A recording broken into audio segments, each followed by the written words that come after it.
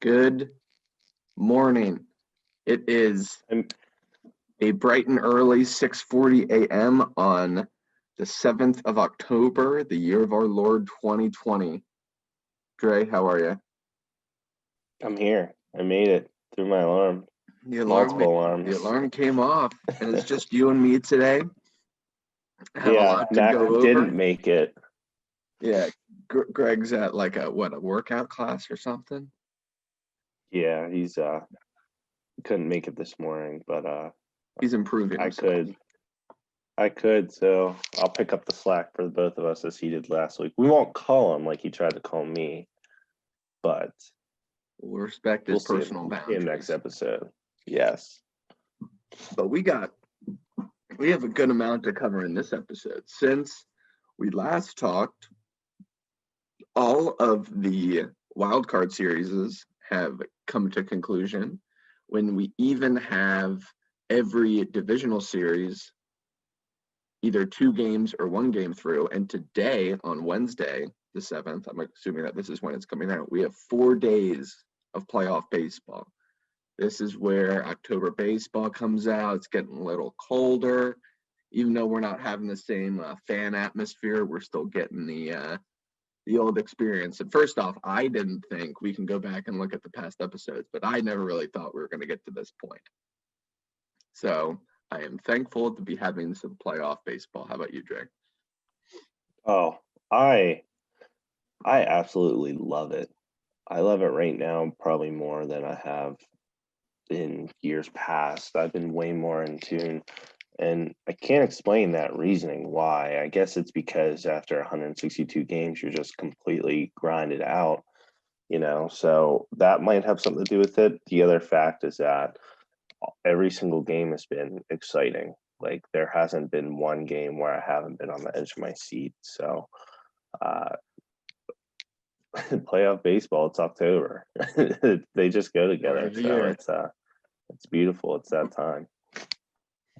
And then briefly, before we're going into the divisional series, we have the wild card series where in the NL, we have every NL Central team lose. So there's a team in each of the 4 series, and they each were vanquished. And then as well as in the East. Wait, I want to stop you right there and just take this time because I know the chance last week we got Kumar Rocker, baby. And Yes, the we NL did. Central doesn't have anything to show for it except for us. Let's go. We walk away from this year with Kumar Rocker, and in all hope, hopefully the Reds keep David Bell as their coach. Yes, and Trevor Bauer doesn't sign with them this year. Yeah. So 1, Trevor Bauer, woohoo. But 2, what are some of your big takeaways from the NL opening series? So honestly, I have a lot, and the first thing that my biggest takeaway, the first thing I'm going to say is that the San Diego Padres are 100% for real for now and the future. That's a team not to mess with. The most I said that the playoffs have been some of the most exciting I've seen, and part of that is because of the Padres, specifically watching their game 2 with the St. Louis Cardinals. They needed a win or they're going to get swept in 3 games. Just battling all game, and then all of a sudden, Fernando Tatis Jr. just launches a home run, gets that team fired up, and Manny Machado, they go back to back in crazy fashion, and they used the long ball in order to get them over the top. Tatis hit 2 that game. Actually, he stepped up later to the plate. That team is awesome to watch, and they did it. 3 games versus the Cardinals. They did it without Mike Clevenger and Dilson Limit. So for them, in order to do that, come back in that kind of fashion versus the Cardinals in October, that's synonymous as well. That's a team you never want to face in October, and for them to do it and the way they did it is just tells me that that team is, that team's ready. They're ready to face the Dodgers. Now we'll get into that series a little bit later, but spoiler alert, they're down 1-0 already. We'll get into why, but uh, this is nothing that they aren't ready for, especially versus a division opponent. But to take that, as far as that round, my main takeaway is some of that that the Padres, they're for real. Yeah, and typically you have, in a winner-take-all playoff game where the Cardinals are doing it, or even an elimination game in game 2, the Cardinals are the ones that are like doing what the Padres did to them. So it's nice to see the change there. With no names. Yeah, and in that game, Tatis Jr. had 2, Machado had 1, and then Will Myers had 2. And then like Tommy Pham's bat's coming around. So like they're having like production top to bottom. So like it will be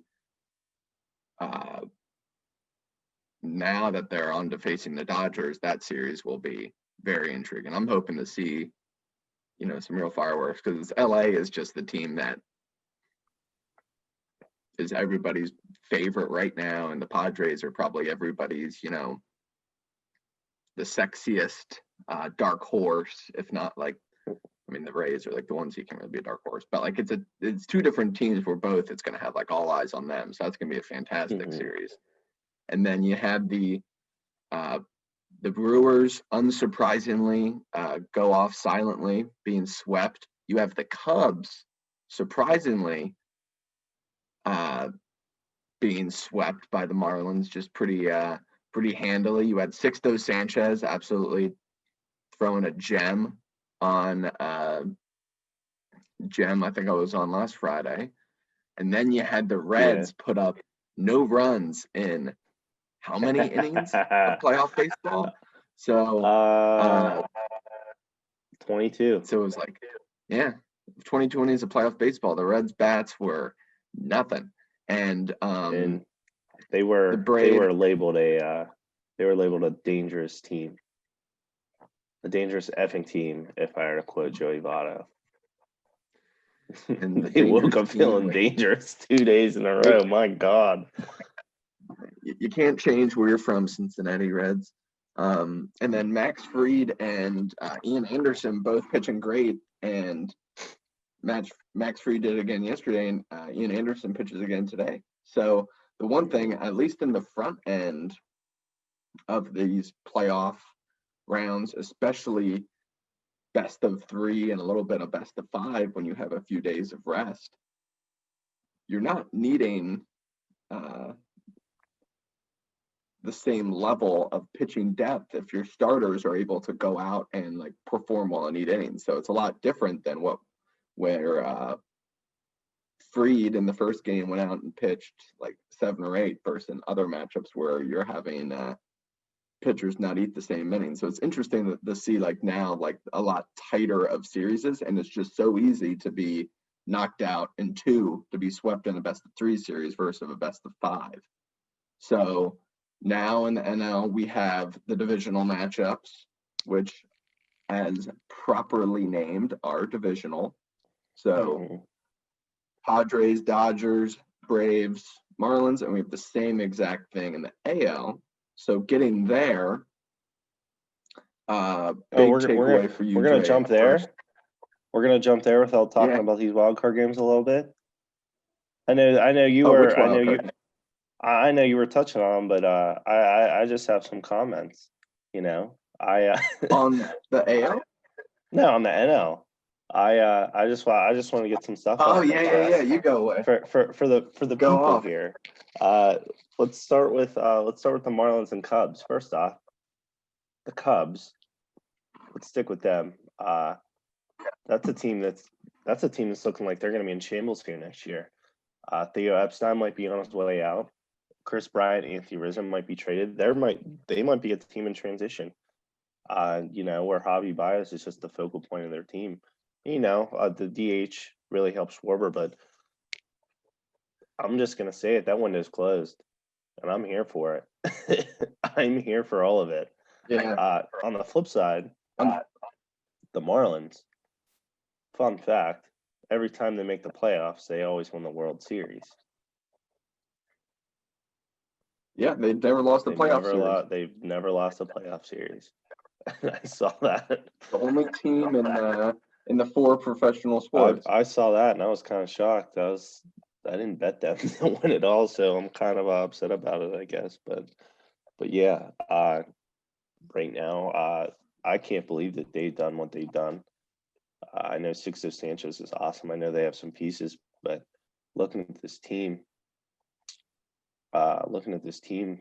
actually this year and to go back 2 years or whenever Jeter bought them, like the fact they're even in the spot is incredible. So you didn't think Jeter had a plan, and now that he does have a plan, and you're seeing that plan come to fruition, uh, I mean the Marlins are here. I don't know what they're going to do next year because the rest of the AL East is going to be stacked, but at least they're going to compete, and they're not going to be bottom feeders like we've all anticipated. Mm-hmm. Yeah, and that like makes a very interesting NL East. And remind me, did Sixto Sanchez come in the JT Realmuto deal? Shouldn't have he been in Philly? I am not 100% sure about that, so let's find out because I don't know if they drafted him. I don't know if they drafted him or signed him out of the. Yeah, he did come in a Realmuto deal. Wow. So that's an interesting element of it. Interdivision, this trading this guy that's having early comps to Pedro Martinez, and it's a guy that they may not even sign. But it is interesting that, you know, in the Marlins case, and I think it ties into a little bit what we're gonna talk about in the later portion of the show. But I think it's interesting when you have a team that gets put up to the stage and you're still like, how on earth are they here? And then they just like easily dismantle the Cubs. And I think if anything, if I had to say, did the Marlins win this or the Cubs lose it?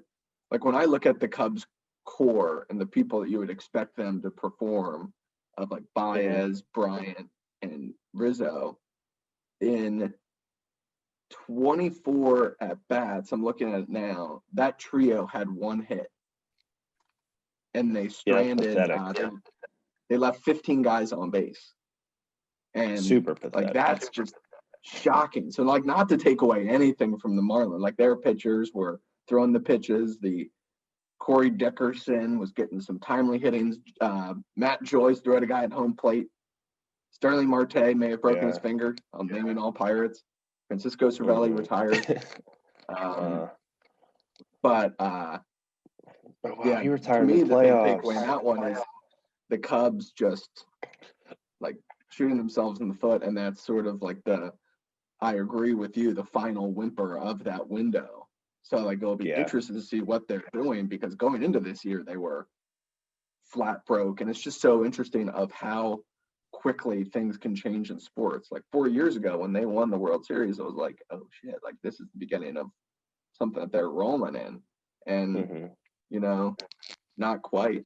It's going to be a totally relooked team next year.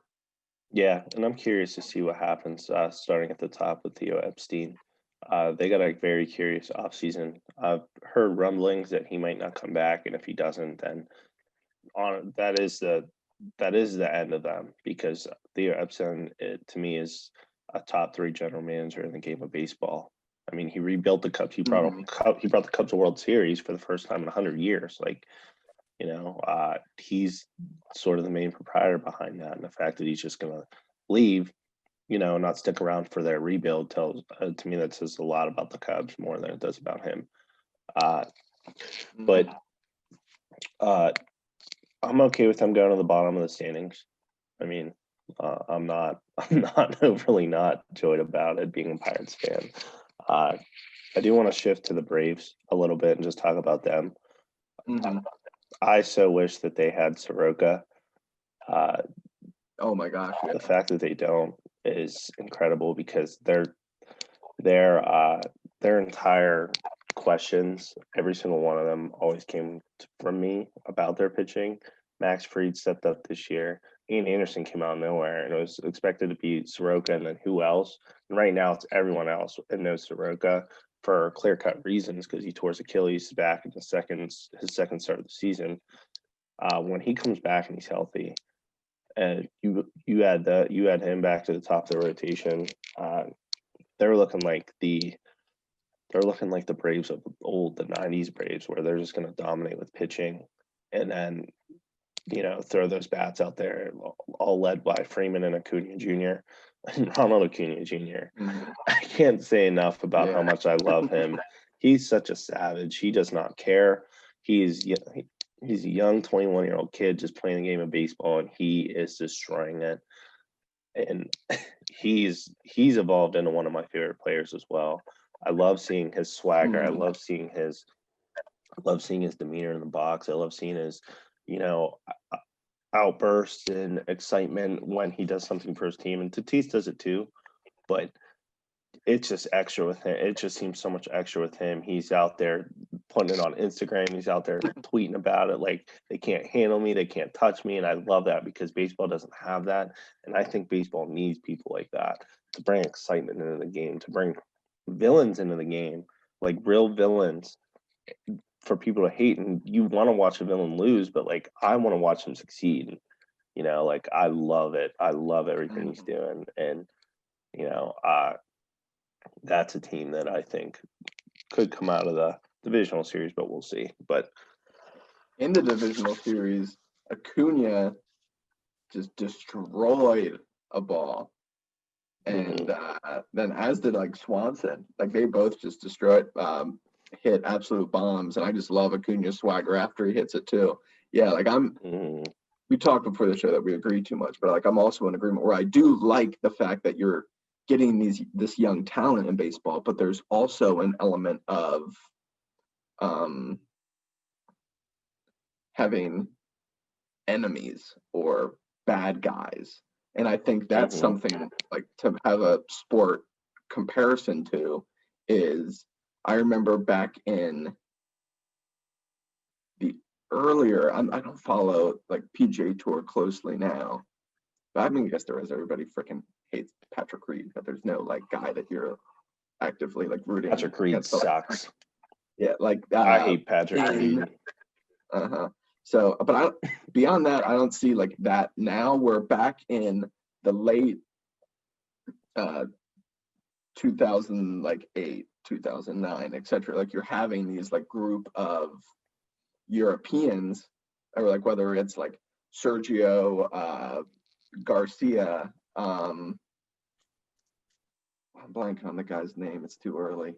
Ian Poulter, like these sort of characters that, I mean, in the Ryder Cup scenario, also like obviously you're rooting against, and then sort of like as it turned, as this young group of golf talent came up, so like Jordan Spieth, Justin Thomas, Ricky Fowler, like you would see, and maybe it's just in like social media, but you would see like in their branding that they're like all the top players are like noticeably like getting along and yuppie. And I sort of like it where there's a little bit of like animosity between people. And I think baseball is sort of trending in that direction. And it's like nice and exciting and especially cool when you're just having these young superstars being the ones that are getting the shine just purely by their play. And they also have a little bit of sexy flair to them. But the Braves team but I want to show this. That's Acuna's Instagram post and it's backwards, and it's him. It's him doing the bat flip, walking off with a scowl, and the caption is, "I'd like to take this time to apologize to absolutely nobody."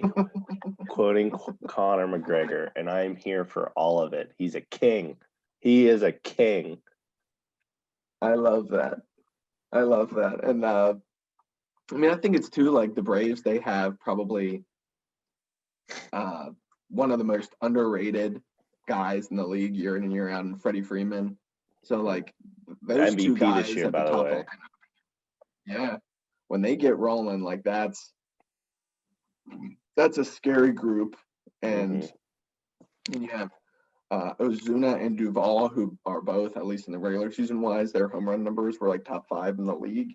So like they do have the bats, and then they have the first 2 starters have been doing well. Right now they're slated tomorrow, Thursday, in Game 3 to have a person named Kyle Wright pitch, Yeah.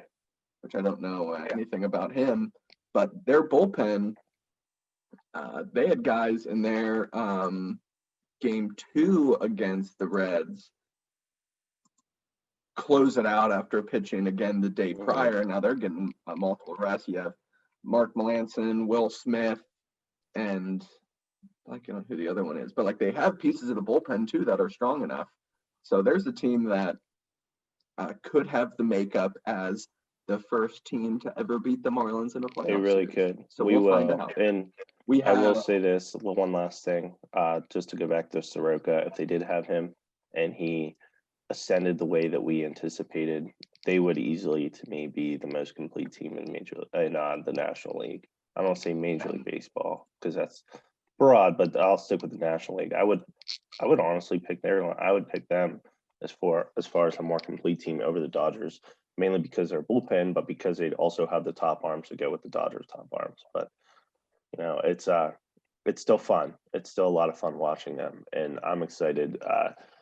I'm excited to see what happens. Let's see if they're the ones that end up versus the Dodgers, or if the Dodgers can upset them. We'll find out as we trickle along here. But yeah, we'll shift gears here to the AL. Yeah, thank you for stopping me on my quick transition. I'm sorry. Oh no. No, we needed it. It's a lot of fun talking about National League Baseball, but I'm here for the AL too. So now in the AL, going back, we had the Rays ho-hum sweep the Jays, the Yankees in 2 very eventful games. Take out the Indians and poor Shane Bieber. We had the Astros. We had the Astros break our collective hearts against the Twinnies. And then we had a Game 3 where Oakland took out the White Sox. So this one had a little bit more of the teams that were in the Twins and the White Sox that were sort of like, oh man, like they had the makeup of making deep runs and just sort of fell victim to the 3-game series. So what's your big takeaway in this first round? I want to say this. I don't know how it happened, but somehow the Astros ended up as underdogs right now. And I don't know if I'm here for it or not, but like I don't find myself hating it, and I should, because they're cheaters. But now they're not cheating and they're winning series. So it's weird. It's weird to me that they're doing this without Garrett Cole. They lose him. They're doing this without now Justin Verlander, who is getting Tommy John, and he might be out, honestly, until 2022, just because of the recovery time. And at that point, he'll be a free agent. So he might have pitched his last game for Houston last year or earlier this year. But I find myself sort of rooting for them in a weird way, because as I said about baseball needs more villains, well, that's de facto villain number 1 because they cheated. But if they win, it's like a huge middle finger to everyone. Like, yeah, we cheated, but we're still really freaking good.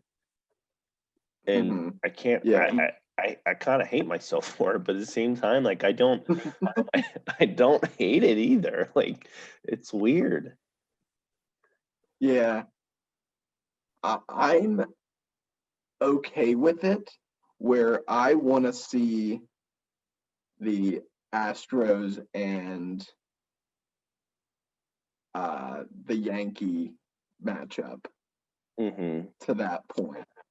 Like, because I think like just in terms of like the spectacle and having that experience or having the nemesis do it. And I think in terms of them going much farther than that, I'm like, oh no. Like the one thing I would hate to see is in their season after being branded as horrific cheaters, they get a shortened season with no fans. They get into the playoffs with a mediocre record, and then they use this chip on their shoulder that they have as a group that cheated horribly, won a title for it. The organization had a crappy apology for it, and they just wear this chip on their shoulder like this badge of honor. And then they just use the playoff experience that they've garnered over the years just to like defeat everyone. So It's happening. I hope that they lose in heartbreaking fashion. I do too. But if they don't, it is like I don't hate it. And I'm also the fact that last week I'm an Astros guy apparently now. So and then hopefully they don't have that piece of metal. I mean, if anything, if I have to spin this into okay, maybe it's not that bad. It's Dusty Baker getting a championship. So, I mean, their team, the Twins fell the most victim to the 3-game series because they were a team that they put out Kenta Maeda and Barrios in their first two, and then just like timely hitting for the Astros, and the Astros putting together pitching for the enough pitching between Greinke and the guy Framber Valdez. He pitched again yesterday, and he's just like sneakily shutting guys down. So they're having guys outperform expectations, as well as people that have been in the playoffs before playing like they've been in the playoffs before.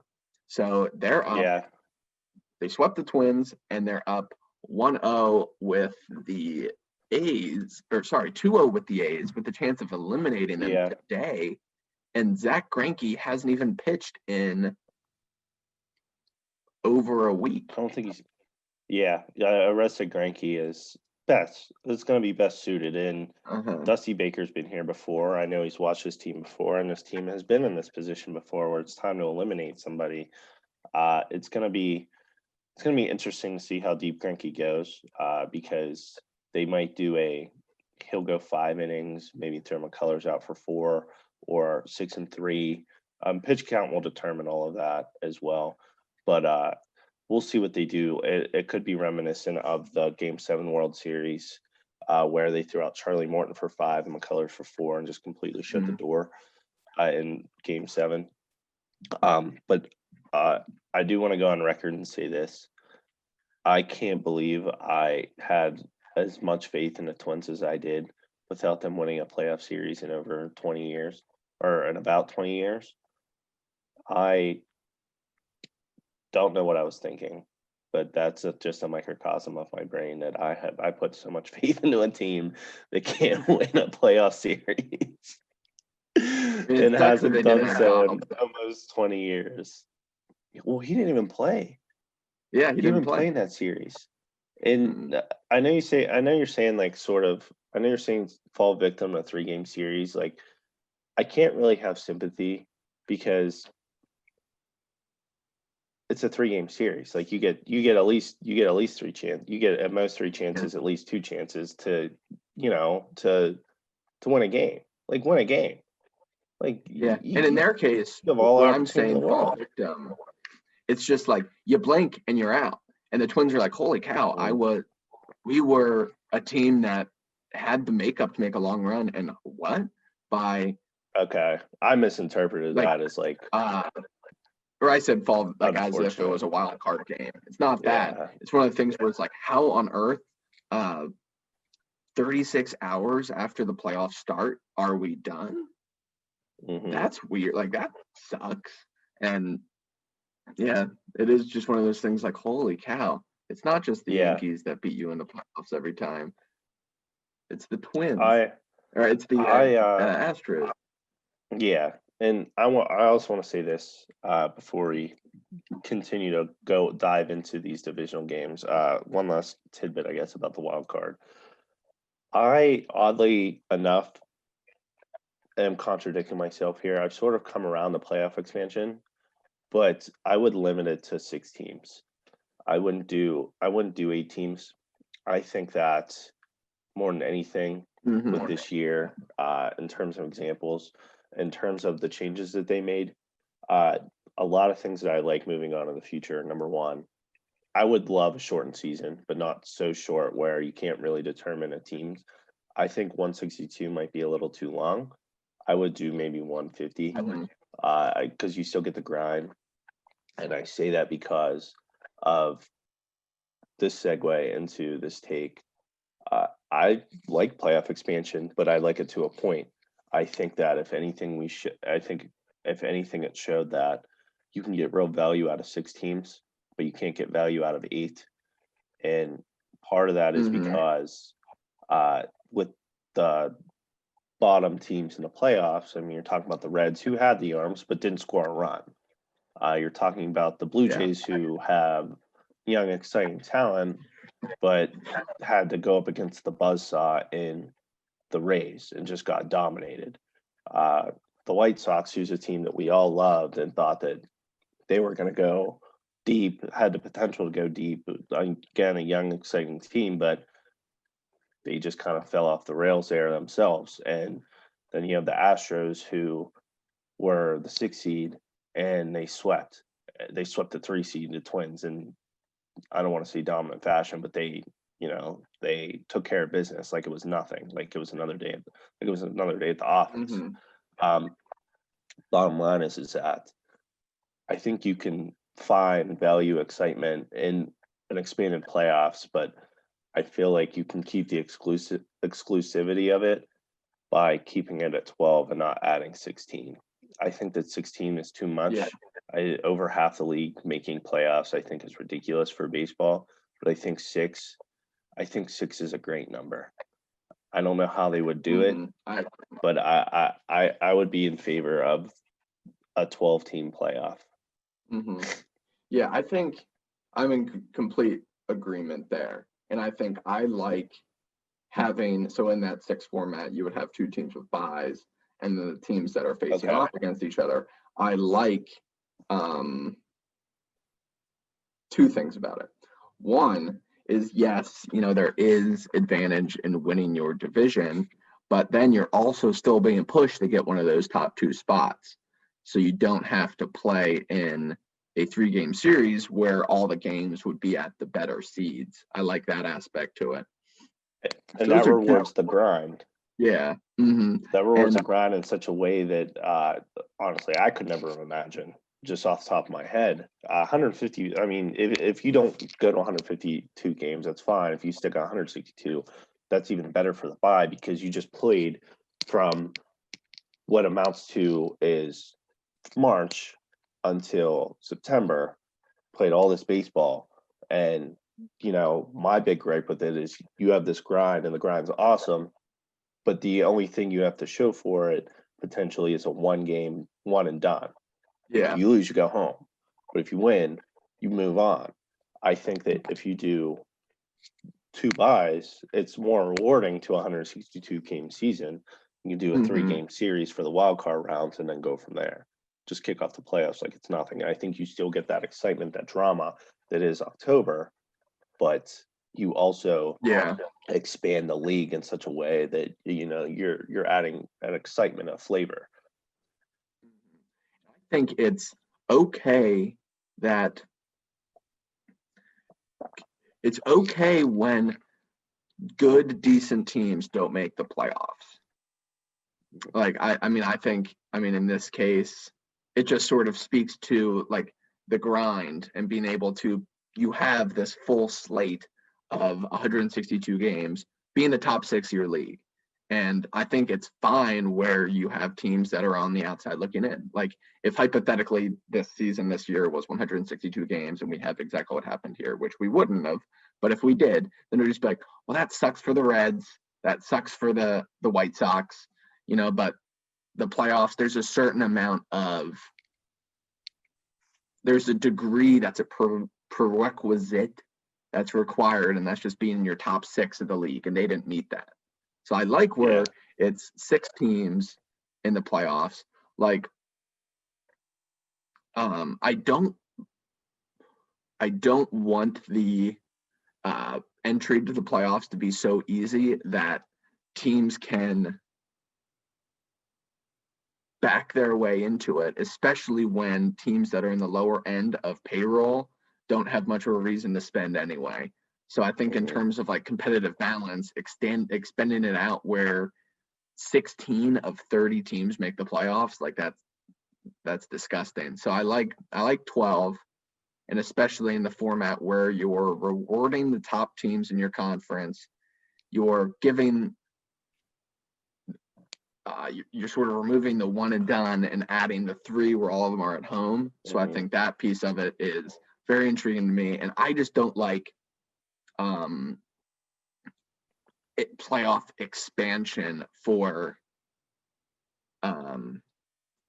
inclusivity's sake. Like, I feel like in the NFL's example, when they added the playoff team, it was sort of to give, additional playoff moolah. But their big takeaway in that is, okay, it now gives the number 1 seed the only team with a bye, so it gives like them an added advantage over the field. But I feel like the vision behind their expansion and the voices for expansion getting louder is year after year having that 7th team outside looking in, where people are like, they're pretty good. Why aren't they in the playoffs? But well, because they weren't in the top 6. So like, I feel like the rationale in that expansion obviously is money, but in terms of outside of money, it's more of like, oh, but that team should have been in too. Yeah. But I feel like that's the spirit of expansion, and I don't like that spirit of expansion. And to stick with that, I do know this. And I would only know this because I'm a fan. But if playoff expansion dated back in the NFL for 10 years, you're looking at the Steelers making the playoffs every single year. And Mike Tomlin never misses the playoffs in his entire era. Like, that's how beneficial it is. And you remember some of them Steelers teams with AB in that offense. It's like, okay, that team missed the playoffs. Like, if they were in, what would happen? Especially a year with the Saints when everything kind of crumbled. But the point is that to me, it shows more of, with playoff expansion, to me, it shows that the teams that don't belong as opposed to the teams that do belong. Like, the only argument you could have made for a team in the bottom 6, or in the bottom, I guess we'll say the bottom 2, that belong would have been the White Sox. To me, it would have been the White Sox because of the fact that they had all the pieces and they were in control of their division for quite some time. Now they lost in 2 games, but I feel like that would be a team that that'd be the team that'd be like, oh, that sucks, but like, you guys had it and then you didn't, and kind of lost, and they went on a slump there at the end. So in the end, they really deserve not to be in there. But the way they got dominated, especially the way the Brewers got dominated, they didn't belong. And then the Rays just handily taking care of the Blue Jays, and then the Reds not even scoring a run. Like, the Reds, they were coming in hot. They had hot pitching, and they proved it all series. They did have some hot pitching. Bauer pitched a gem, and for them not to get a run for Bauer was wild to me. But to me, it just shows that more of the teams that don't belong is the teams that do. And I think with MLB sort of using the season, I feel like they did a lot of what they had to do because of the shortened season. They kind of use it as a benchmark to see exactly what changes can be made. The 2 changes I think that have to absolutely stick around. Number 1, the DH, and number 2, playoff expansion, but not 16 teams. It gotta be 12. It has to be. Yeah, and I like the format where I love your format. I think it's perfect. The 3 games at first, then 5, and I like where there's at least when the series is going on, there's no off days like in that range, and it's pretty like repeated and it's going. And I think it could sort of, I know that there was like some complaints in this format where like this past weekend there's no baseball on, but I like it that during the series it's like a marathon sort of in that. And I like the 3-game, 5-game, 7-game format, just making the playoffs something, to strive for. Something that's I love the format. I love the format. I love your updated format. I also would love the fact that the home team of the wild card gets all 3 games at home. I think that would be pretty cool. It eliminates travel, and I know they're doing that. They're doing that now because of coronavirus, but like, I kind of like it. I kind of like that home team getting all 3 games.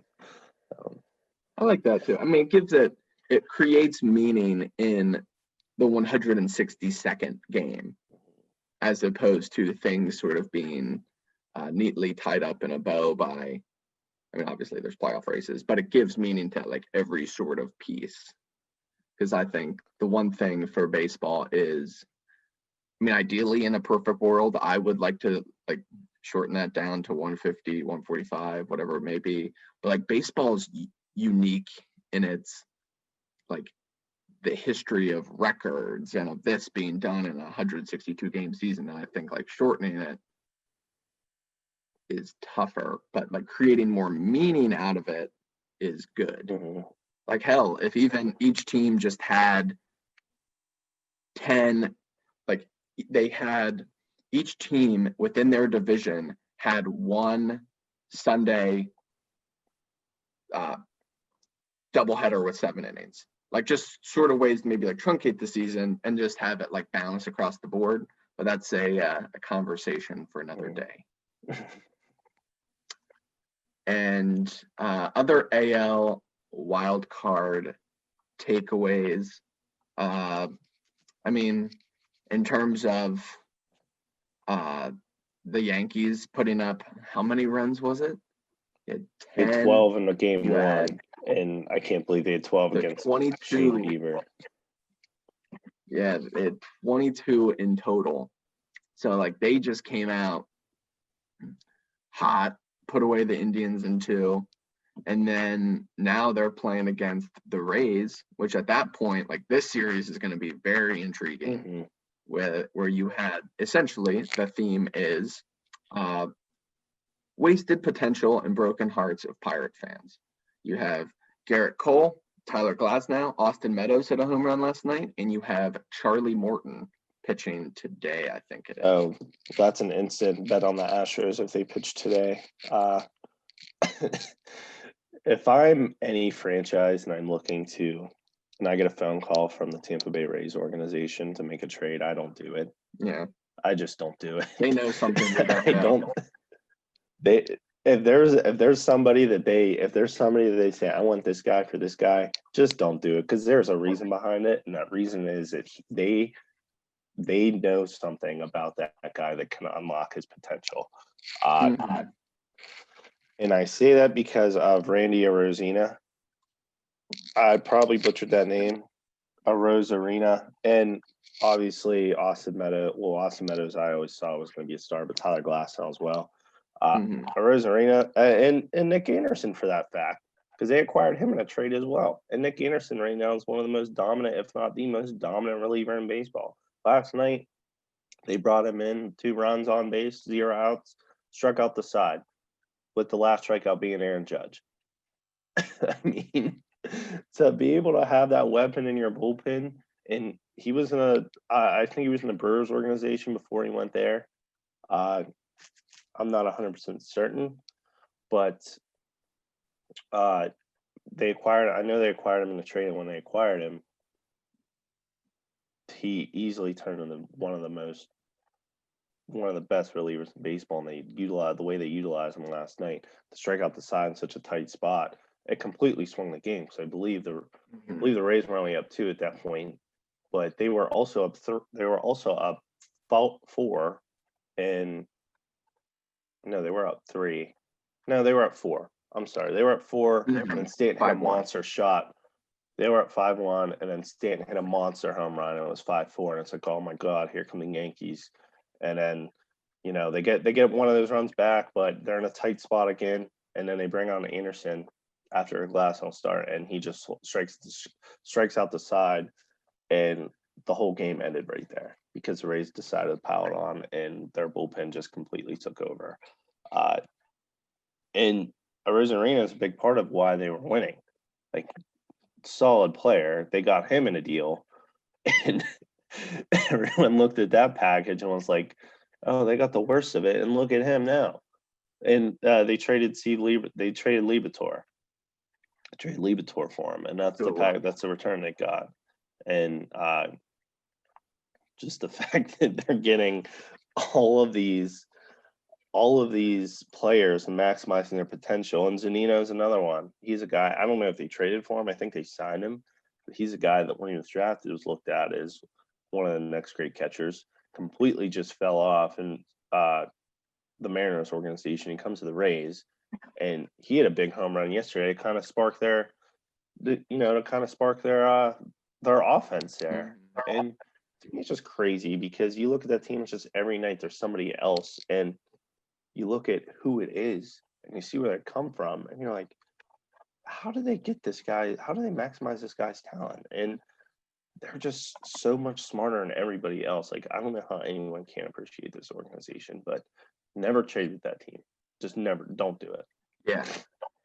And like, as somebody that has followed the Rays this year, but not like intently, every game you're just like learning of someone else and what their origin story to the Rays is. And in most cases, it's an island of misfit toys scenario like Zunino or help me out there, Arozarena. Arozarena or something like that.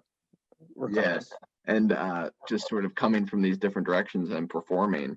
But I wanted to like actually get the exact number now, just to sort of, because I think like the coolest thing in baseball, granted it sucks when teams like don't spend and put forward a viable product, but when you have the Rays and their payroll of 28 million going against the Yankees and their payroll that is 80 million more than that, like I just think that is sort of the really cool piece about baseball.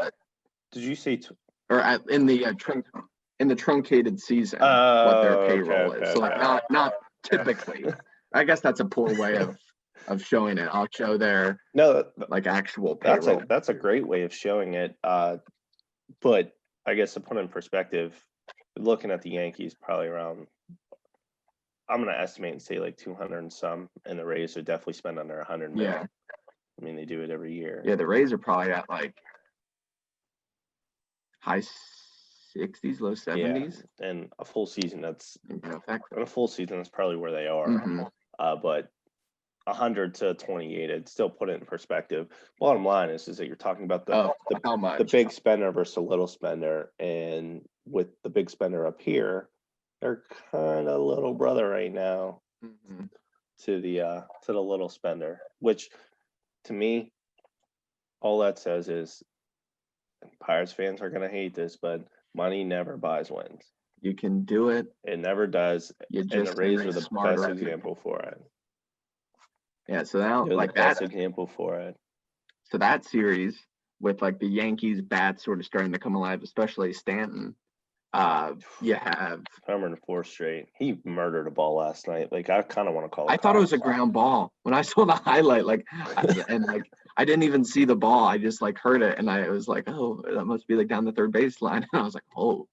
Glasnow's never seen a ball hit so hard in his life. He didn't even look.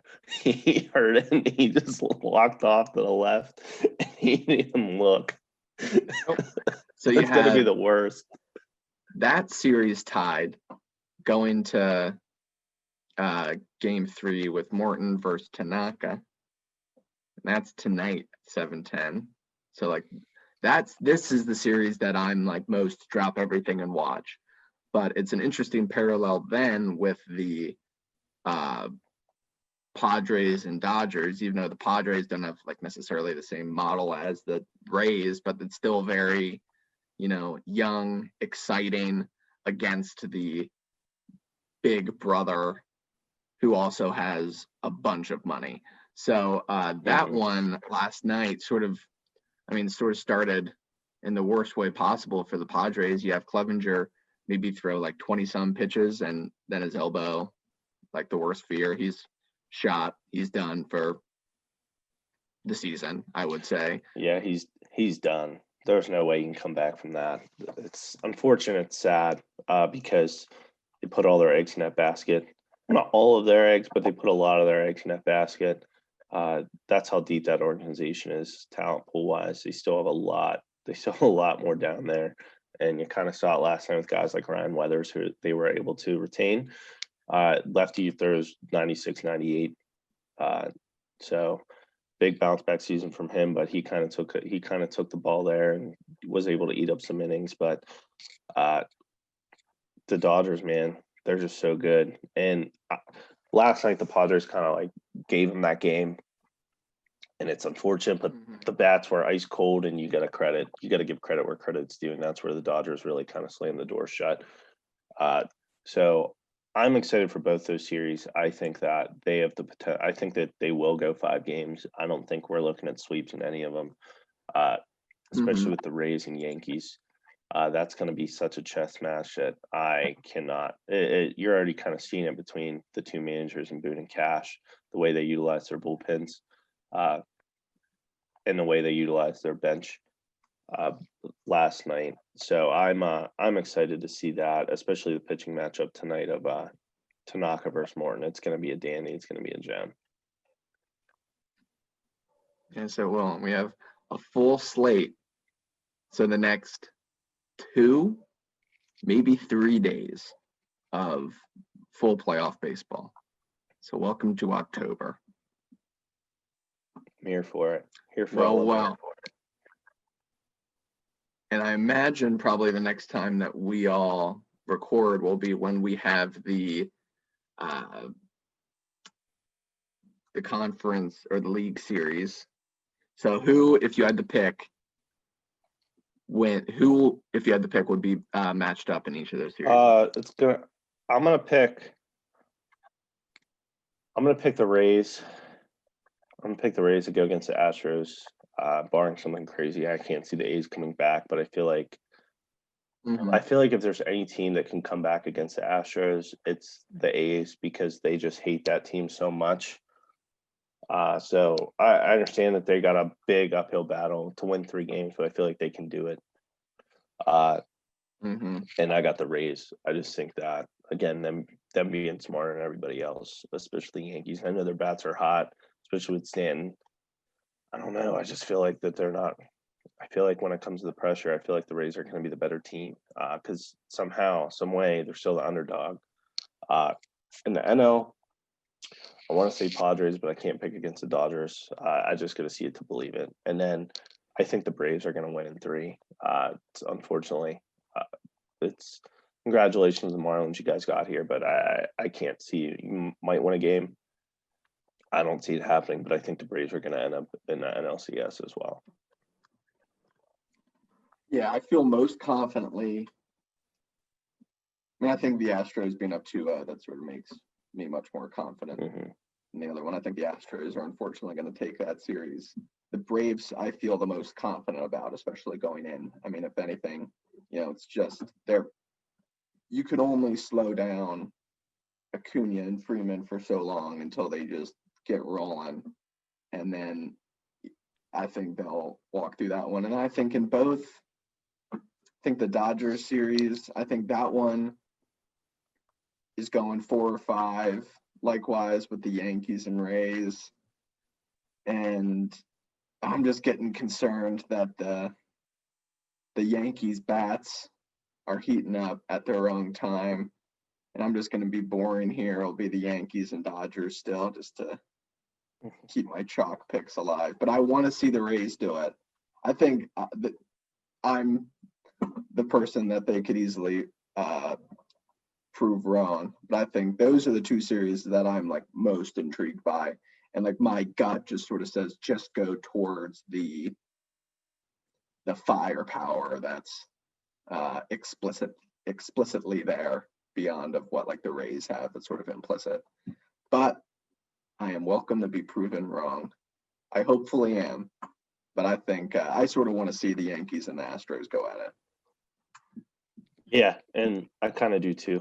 I'm not gonna lie. I think the other option would be Rays and A's, but the A's just have such a uphill battle. I think it'd be such a slap in the face to all the big payroll teams if those two teams made it to the ALCS. But unfortunately, the A's just can't get out of the second round, so there's nothing we can do.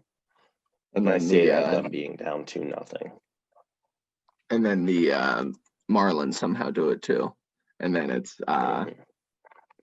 then the Pirates. Then it's chaos. Before the last. Then it's just like Pirate fans are like, oh shit, how do we get here?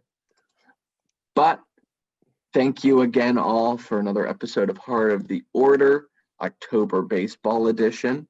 I imagine next week we'll have the whole gang together to discuss the league series. Thanks for tuning in. Greg, I hope your gym workout went well. Yes, I hope so too. I'll see you all next week. Peace out.